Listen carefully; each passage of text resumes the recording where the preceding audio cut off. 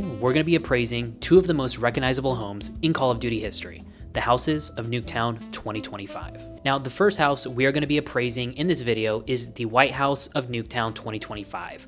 First, I'm going to go over some property facts and details, and then we'll do a guided tour and walkthrough of the property. Now, let's go over some basic facts with this White House. So first things first, this house is located in Nevada in the United States of America. I'm going to assume that this house was built roughly around 2023 to 2024 is when construction took place on this property, and more than likely it is sitting on about a quarter acre of total land. With this property for usable space, you're looking at about a 1-bedroom, 1-bath house with about 18 to 1900 square feet of total living space. And as far as the overall architectural design of this house, this looks close to be a streamlined, modern, inspired, mid-century modern house with some retro, futuristic design elements. So let's take a look at the outside of this property and see what design elements it has to offer.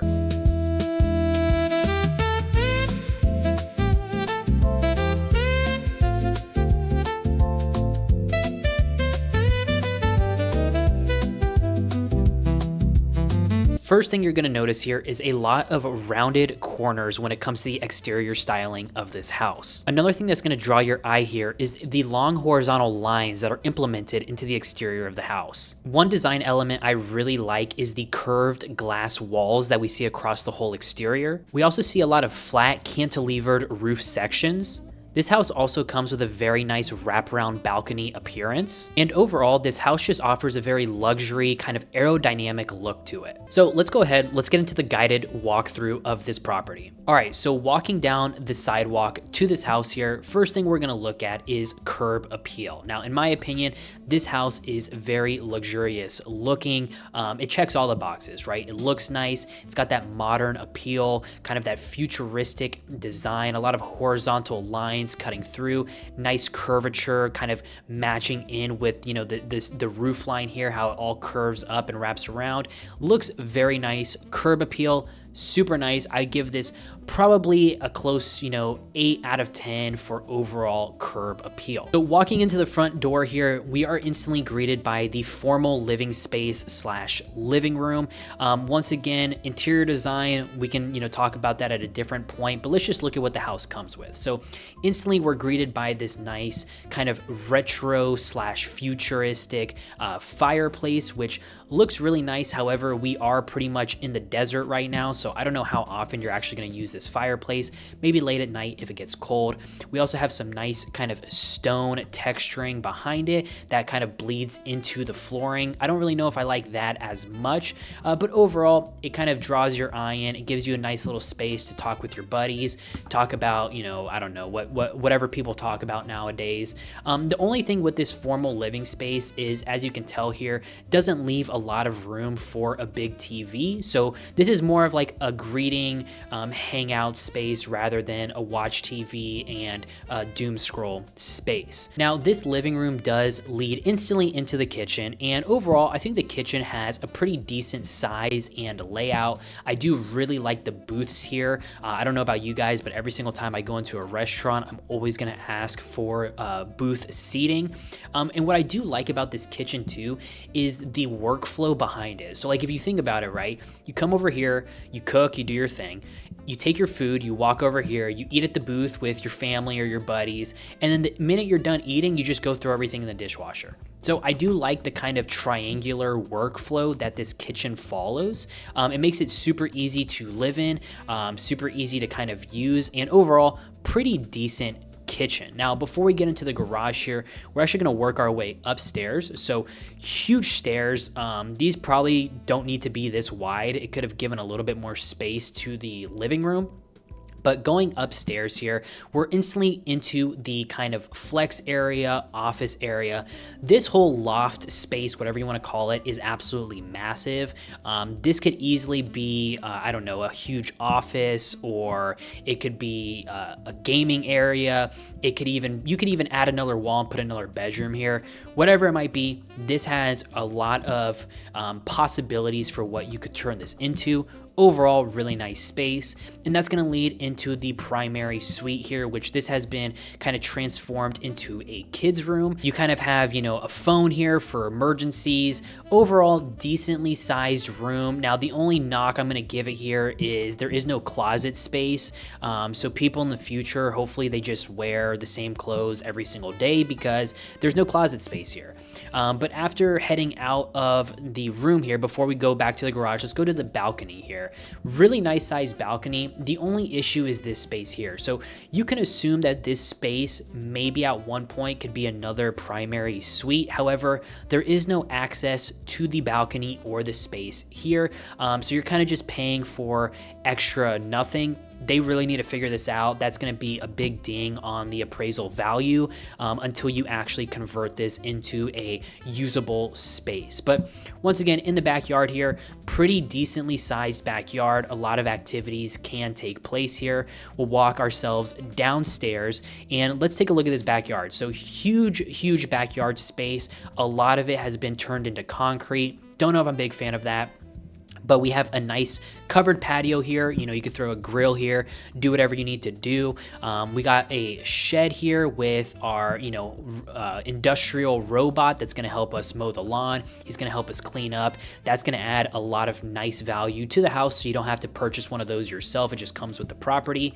We also have a swing set here for the kiddos with a nice little sand pit. I don't know if you wanna build sand castles, go on a swing, whatever it might be. Now there is a little hole here that unfortunately is going to bring the overall, home value down a little bit. So they are going to have to patch that up if they do not want any cars coming through there.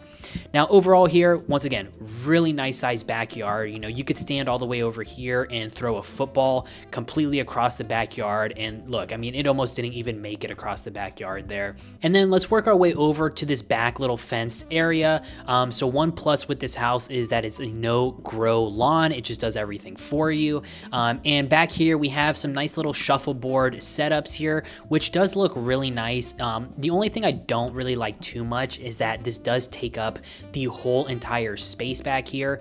Maybe they could have made this a little bit smaller or relocated, this to a different area because this does take up a lot of space, kind of eats away your backyard. And then last but not least here, we have our outdoor little cooking section here for Dad. Now, I know you said you could throw a grill there, but here you have two brand new microwaves here that you can kind of cook, do your thing, put the food there, tell the kids and the wife, hey, food's ready, we're good to go. So this is going to add some nice value to the house as well. And then rounding out this walkthrough here, let's just go through the garage. So once again, this garage is going to connect to the backyard and it's going to connect to our kitchen. What's nice about this garage here, which adds a lot of value, is this right here. So this garage will actually store 1, 2, 3, 4 cars. So Dad, if you are, a big car guy, you can have 4 cars all in this garage and you can have 2 stored down here. That is going to add a lot of value to this overall home property.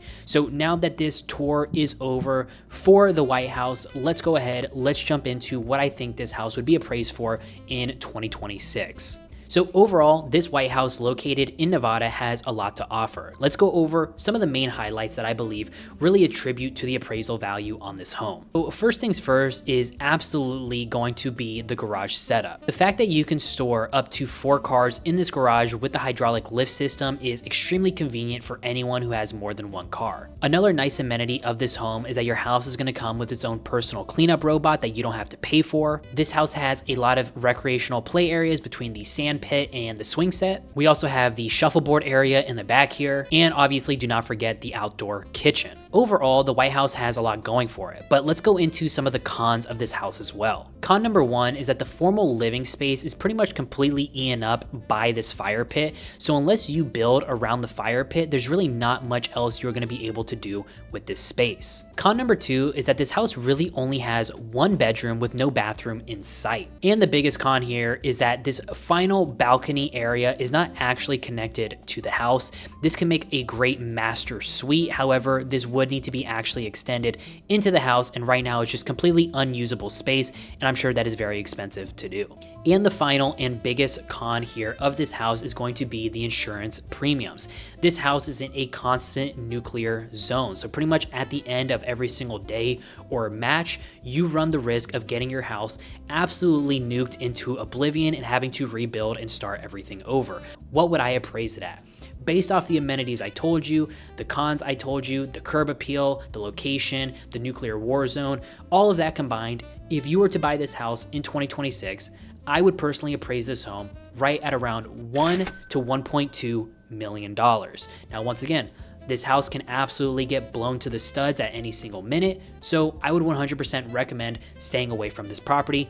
But overall, 1 to 1.2 million as an appraisal for this home seems pretty on par for me. Now, let's go ahead, let's turn our attention to appraising the orange house. Now, since the orange house falls into the same community as the white house, there is going to be some organic overlap in property details. Location, property build date, lot size, pretty much every single thing, even the layout, the bedroom, the square footage, all of that is going to be one for one the exact same as the white house.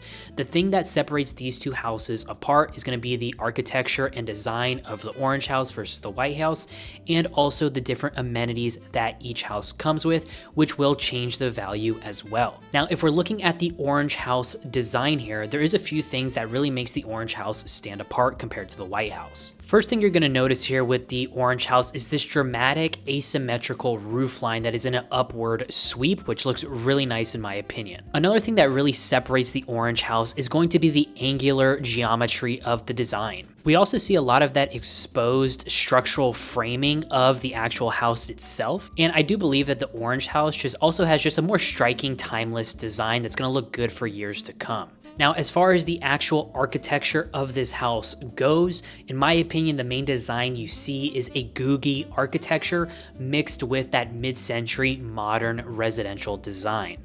And now that our design features are covered, let's go ahead and let's begin the walkthrough tour of this property. All right, so walking down the sidewalk here, this is the curb appeal of the orange house. And you can see this house is just much more daunting and, in my opinion, a lot more pleasing to look at. I feel like the white house more specifically has this kind of ultra modern luxury design that we just see far too often in modern real estate. So having a house like this is quite striking, and I think it looks really good from the curb value. I like the orange texture. I like the orange kind of grading material right there. Everything here looks really nice. Now, walking into the front door, once again, we're going to see a lot of natural overlap here in comparison to that White House layout. But first things first, you can kind of see what I was mentioning with the White House, where since this does not have a fireplace right in the middle of the formal living area, it's much easier to fit a TV. It's much easier to have a conversation, have a nice rug here.